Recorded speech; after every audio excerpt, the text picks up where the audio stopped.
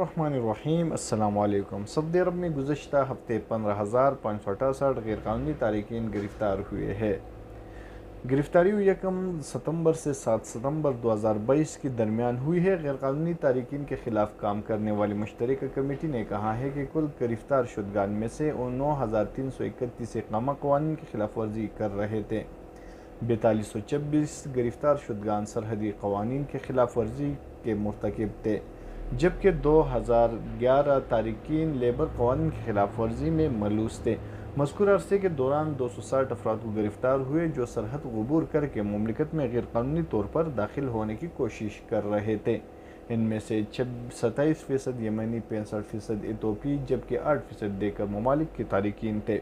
اس طرح سرحد عبور کر کے غیر قانونی طور پر مملکت سے باہر جانے کی کوشش کرتے ہوئے 38 افراد کو گرفتار کر لیا گیا ہے۔